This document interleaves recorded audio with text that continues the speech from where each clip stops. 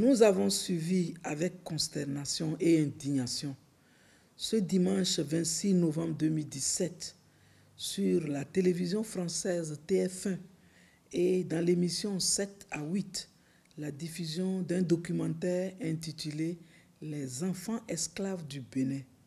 Les auteurs y ont voulu, par un raccourci effarant, juxtaposer le scandale de la vente comme esclaves de migrants noirs en Libye à une pratique sociologique séculaire des pays africains connus au Bénin sous le nom de vie de Mégon, littéralement traduit enfants placés. S'il est vrai que parfois cette pratique séculaire a été dévoyée pour donner lieu à des cas de maltraitance d'enfants, elle n'a cependant aucun rapport avec l'esclavage, comme tentent de le faire croire les auteurs. Dans tous les cas, les autorités béninoises ne croisent pas les bras face aux excès du phénomène, bien au contraire. En attendant de nous attarder sur l'action de l'État dans ce domaine, il convient d'abord de faire quelques observations. Le voisinage de la diffusion de cet élément avec les faits d'esclavage dénoncés en Libye appelle à considérer qu'il s'agit probablement d'un vieux documentaire recyclé qui ne tient pas compte des efforts accomplis depuis. Les auteurs n'ont eu aucun égard pour la protection de l'identité des mineurs qu'elles ont exposés, alors que la moindre des précautions aurait été de voiler leur visage comme on sait si bien le faire en Europe. Les auteurs n'ont ressenti à aucun moment le besoin pourtant professionnel de donner la parole aux officiels pour dire ce qui se fait relativement aux déviances du phénomène. Toute démarche qui aurait crédibilisé leur travail et l'aurait arraché à la critique de la mauvaise foi et de la recherche du sensationnel.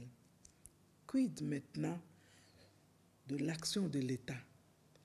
Il s'agit, entre autres, de l'élaboration de la politique nationale de protection de l'enfant, PNPE, et de son plan d'action. La promulgation de la loi 2015-08 du 8 décembre 2015 portant Code de l'enfant en République du Bénin.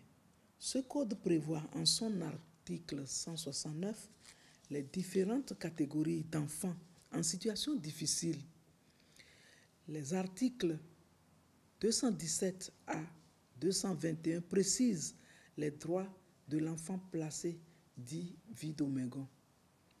Le code de l'enfant punit tout contrevenant aux droits de l'enfant. Le développement de plusieurs stratégies d'intervention et de prévention, intégrant la communication pour le changement de comportement, la dénonciation protégée et la répression. Le Bénin vient de lancer la campagne Tolérance zéro au mariage des enfants et à toute forme de violence faite à leur égard. La promotion de l'approche famille hôte aux enfants en situation difficile afin de leur offrir un cadre familial de remplacement en attendant leur réinsertion.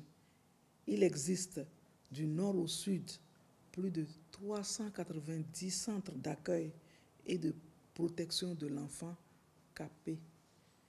Le décret 2012-416 du 6 novembre 2012 fixant les normes et les standards applicables au CAP en République du Bénin permet à l'État de contrôler la qualité de l'accompagnement dans les dites structures. Sur le budget 2017 et le plan de travail annuel du ministère des Affaires sociales, le gouvernement a inscrit et a mis en œuvre un programme de protection des couches vulnérables PPCV, qui prend en compte les enfants en finançant leur prise en charge et la réfection des structures de protection. 4 centres étatiques se trouvent dans ce programme. En septembre 2017, une mission de sensibilisation a été organisée dans plusieurs marchés du pays, dont dans Tokba.